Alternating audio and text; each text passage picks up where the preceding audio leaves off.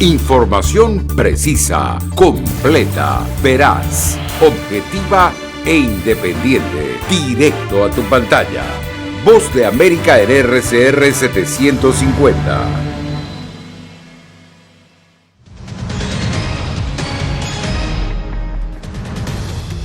Biden presenta plan económico de gobierno mientras Trump se proclama el ganador de las elecciones. Cuando Estados Unidos alcanza los 11 millones de contagios de COVID-19, se anuncia una segunda vacuna para este mismo año. En categoría 5, un nuevo huracán se aproxima a las costas de Honduras y Nicaragua. Y el Congreso de Perú aprueba un nuevo presidente de transición.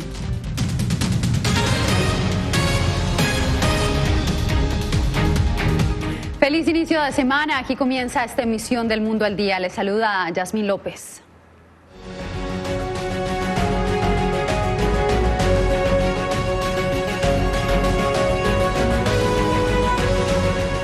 Este lunes, Joe Biden y Kamala Harris enfocaron sus esfuerzos en un nuevo plan para levantar la economía de Estados Unidos. Esto después de anunciar que están trabajando en determinar quiénes conformarían el gabinete de gobierno. Celia Mendoza ha estado siguiendo el proyectado presidente, quien este lunes se dirigió a la nación desde Wilmington, Delaware. Adelante, Celia.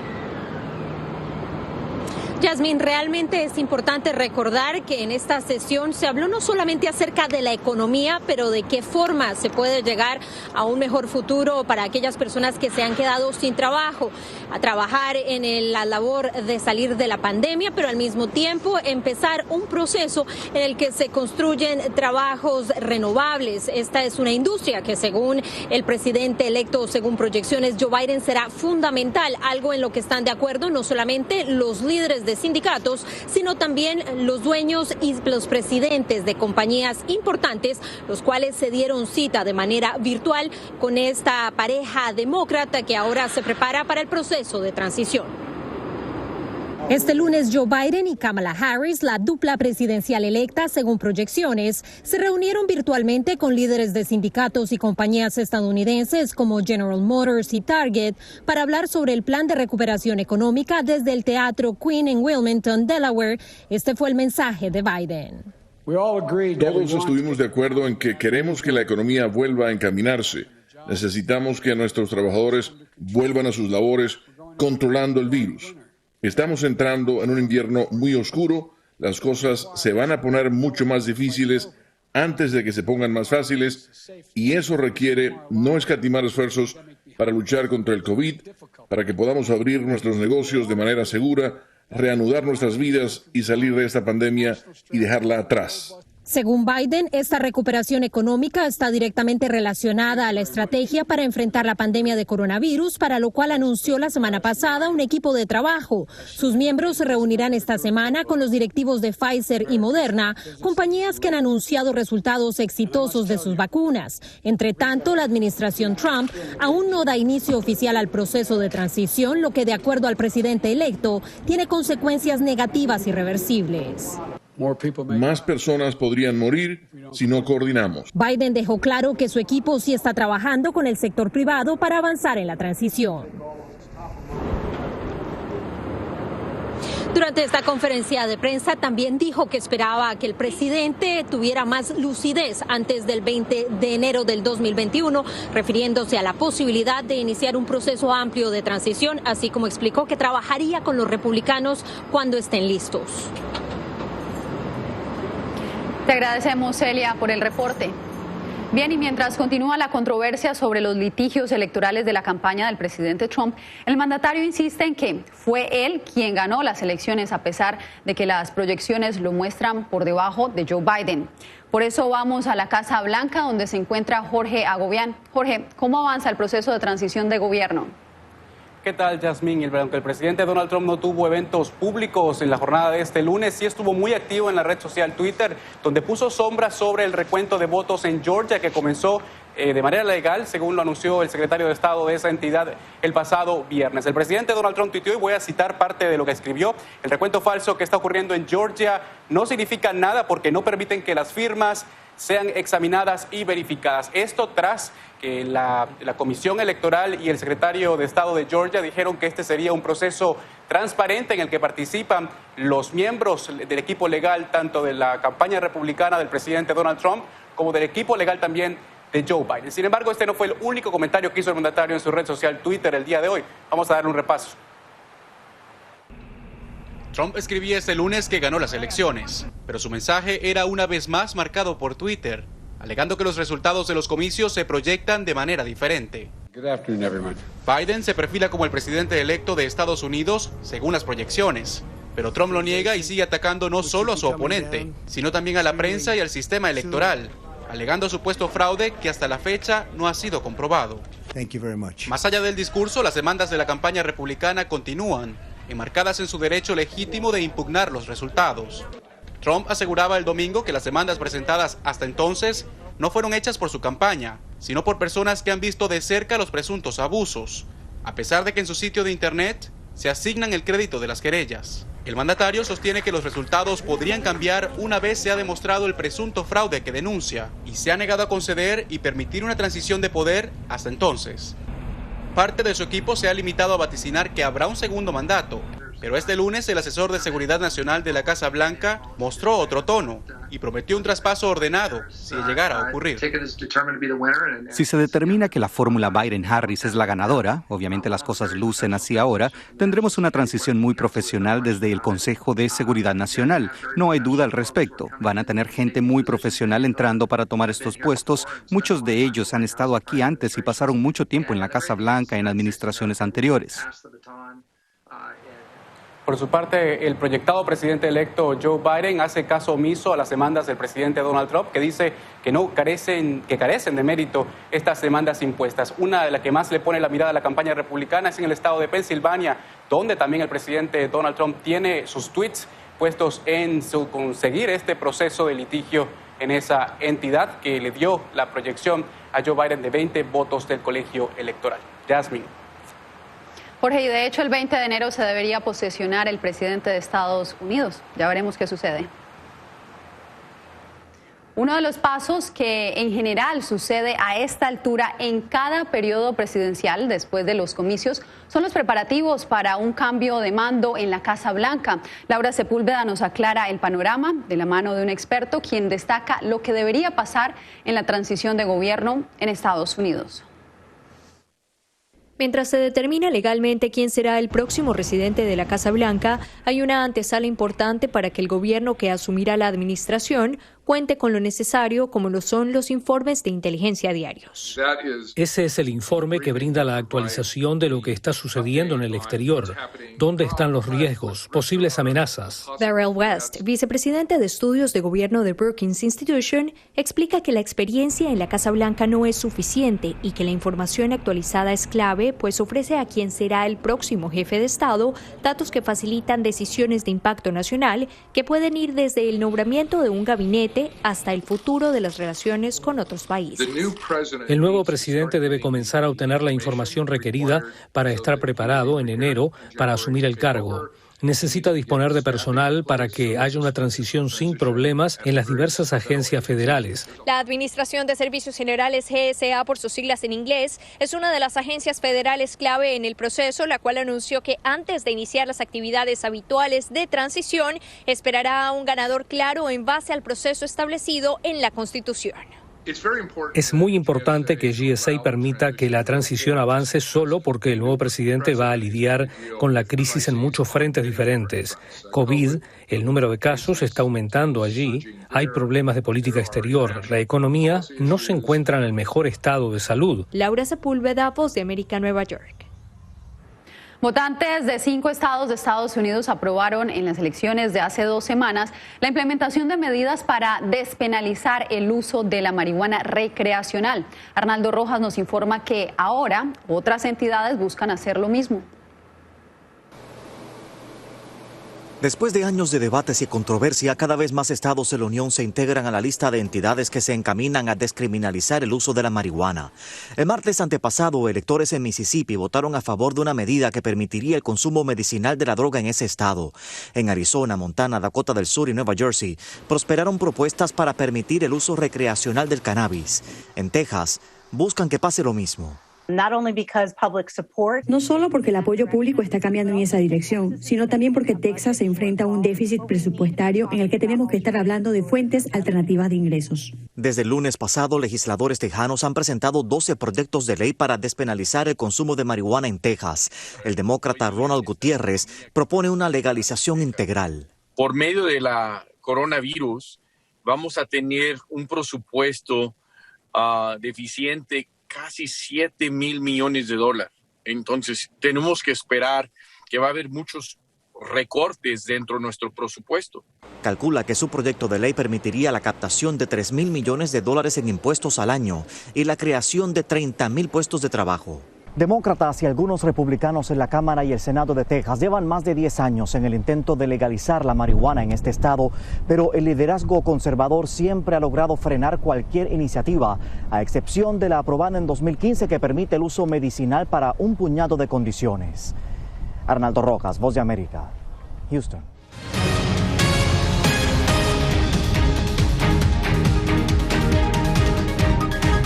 Estados Unidos superó los 11 millones de infecciones y más de 245,000 muertos por COVID-19. Verónica Villafañe nos informa que varios estados están tomando nuevas medidas mientras una segunda vacuna da señales promisorias. La urgencia por una vacuna contra COVID-19 se hizo más evidente ante 1 millón de nuevos casos registrados en Estados Unidos la semana pasada. El lunes, Moderna anunció que su vacuna aparenta tener casi un 95% de efectividad, según datos preliminares en un estudio de 30,000 voluntarios. Hace una semana, la farmacéutica Pfizer dijo que su vacuna proyectaba un 90% de efectividad. Estos resultados encaminan a ambas empresas a pedir permiso para su uso de emergencia. Como señala el Dr. Stephen Hoge, presidente de Moderna, aún hay mucho por hacer antes de que llegue al público. Saber que la vacuna será eficaz es una gran noticia, pero aún tenemos que completar el proceso regulatorio que implica completar el estudio y luego tenemos que fabricarla.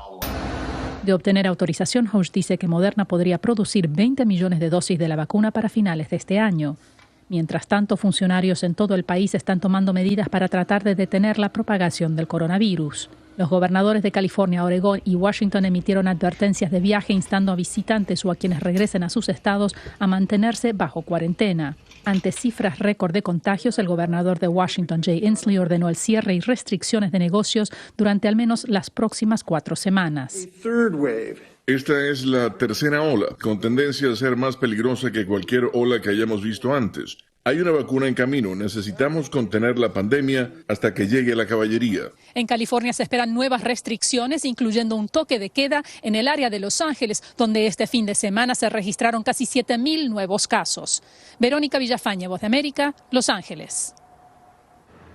Este lunes los mercados de valores se alzaron tras la noticia de que una segunda vacuna contra el coronavirus parece ser prometedora. Las esperanzas crecieron incluso cuando ha habido un masivo aumento de las infecciones a nivel global, llegando a más de 54,700,000 casos en todo el mundo. Esta vez, después de que la compañía farmacéutica Moderna dijo que su vacuna parece tener un 94.5% de efectividad, los mercados se recuperaron, como lo hicieron cuando Pfizer y BioNTech dieron la noticia sobre su vacuna. Bien, y este lunes los mercados de valores se alzaron tras la noticia de que una segunda vacuna contra el coronavirus parece ser promisoria. Las esperanzas crecieron incluso cuando ha habido un masivo aumento de las infecciones a nivel global, llegando a más de 54,700,000 casos de todo el mundo. Pasamos a otras noticias en este momento. Ante un posible nuevo cierre obligatorio de negocios en todo Estados Unidos, comerciantes y entidades se unen al llamado de las autoridades para que la gente siga los protocolos de bioseguridad. La mayor parte de Estados Unidos ve con preocupación el aumento acelerado de casos de coronavirus y ante la perspectiva de una nueva cuarentena obligatoria, muchos comerciantes han decidido unirse al clamor de las autoridades. La Cámara de Comercio Latina de Las Vegas, que agrupa a miles de negocios en el sur de Nevada, es una de ellas. El mensaje es, por favor, haga lo correcto ahora para que no tengamos que cerrar nuestra economía más tarde, más en el futuro. Tenemos que hacer las cosas lo más posible bien ahora. Restaurantes, supermercados y empresas de bienes y servicios siguen sufriendo los embates económicos de la pandemia, pero prefieren apretarse el cinturón ahora para no tener que cerrar sus puertas por varios meses. Muchas de esas pequeñas empresas no van a poder sobrevivir si hacemos otro cierre, especialmente si no hay ayuda financieramente. Las autoridades piden que se apoye a los negocios locales a través de compras a domicilio o recogiendo productos adquiridos en la puerta de los establecimientos para limitar el contacto directo. Mientras ciudades como Chicago, Nueva York, Los Ángeles y San Francisco han impuesto nuevas medidas de restricción tras el incremento de casos de COVID-19, Nevada está en cuenta regresiva y a la espera de que las 2 semanas dadas por el gobernador Sisolak para quedarse en casa surtan efecto y reduzcan los contagios. Adriana Arévalo, Voz de América, Las Vegas. Y mientras Latinoamérica figura entre las regiones más afectadas por COVID-19, la situación en Bolivia preocupa a las autoridades sanitarias por la amenaza de un posible rebrote. Fabiola Chambi visitó uno de los hospitales y nos trae el siguiente reporte. Aunque la reactivación de las actividades económicas muestre casi un retorno a la normalidad, la COVID-19 no se ha ido. Sin embargo, en las calles los bolivianos dejan cada vez más descuidadas las medidas de bioseguridad y el distanciamiento social recomendados para evitar la propagación de contagios. Ese criterio de cuidarnos todos, primero en casa, después donde salimos, en la comunidad, estamos en riesgo de tener un rebrote. El Hospital del Norte en el centro de Bolivia fue habilitado para recibir pacientes con COVID-19 y el director de este nosocomio, José Luis Hidalgo, explicó cómo se preparan en caso de una segunda ola de contagios. En nuestra situación, estos son los ventiladores que tenemos. Si ustedes lo ven, son nuevos, de la marca Ciare, italianos. Nos se han entregado en septiembre, ¿no? Y nuestra terapia intensiva está equipada completamente. Entonces creo que estamos preparados. Luego de los alarmantes datos de Europa, preocupa el incremento de casos en América Latina, donde Brasil lidera la lista con 5.400.000 casos, ocupando el tercer lugar en el mundo. Argentina, con 1.100.000 contagios reportados, es el séptimo a nivel global, seguido por Colombia. Fabiola Chambi, Voz de América, Cochabamba.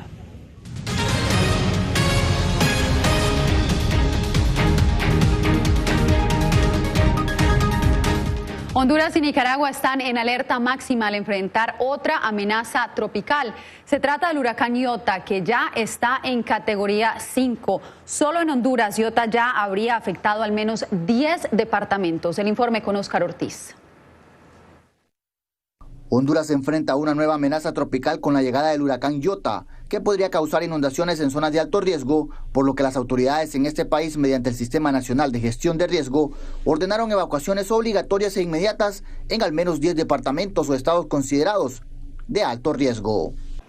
Atlántida, Cortés, Colón, Lloro, Francisco Morazán, Olancho, El Paraíso, Valle y Choluteca.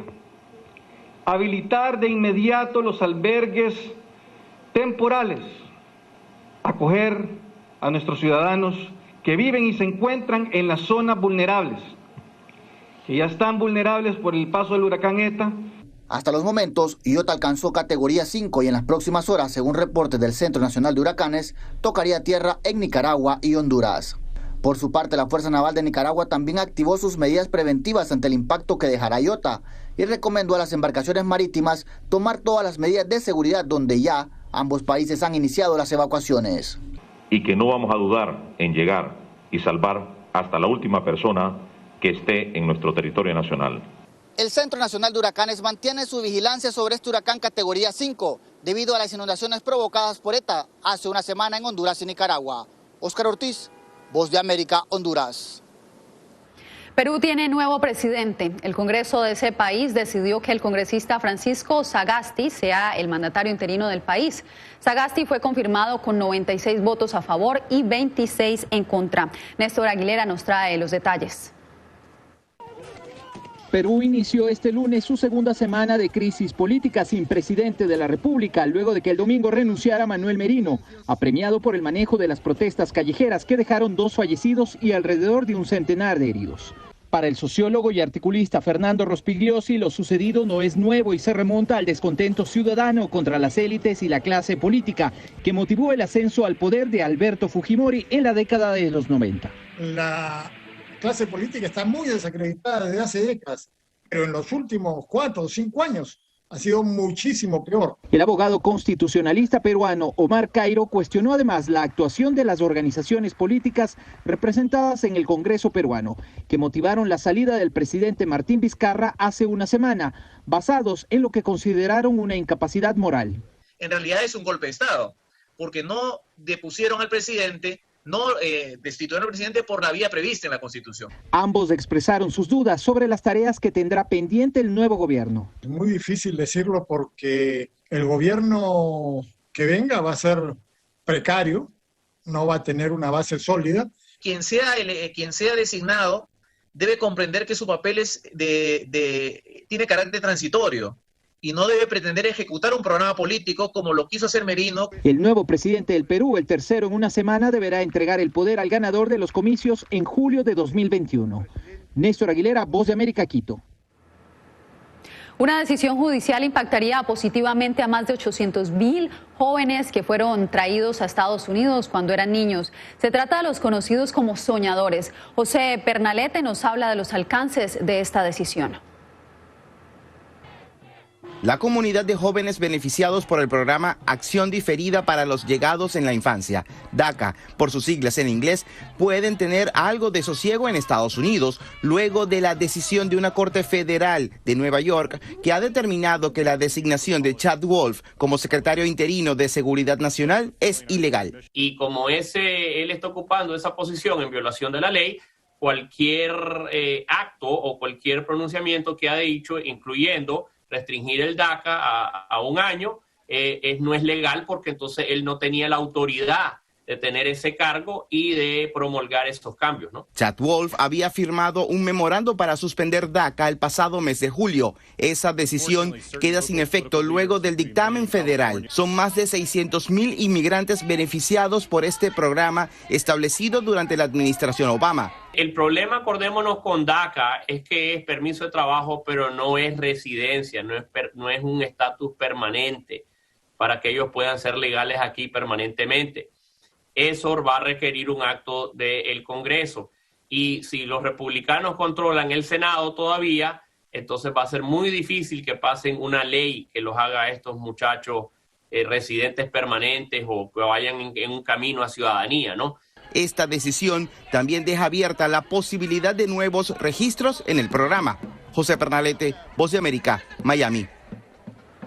Y ahora nos despedimos con las imágenes del lanzamiento de la cápsula Crew Dragon, que este domingo iluminó los cielos de Florida al despegar del centro Kennedy en Cabo Cañaveral. Desde allí partieron 4 astronautas, incluida una mujer, en un viaje a la Estación Espacial Internacional. La misión, llamada Resilience, es histórica porque es la primera tripulada en colaboración entre la NASA y SpaceX. Radio Caracas Radio presentó Voz de América.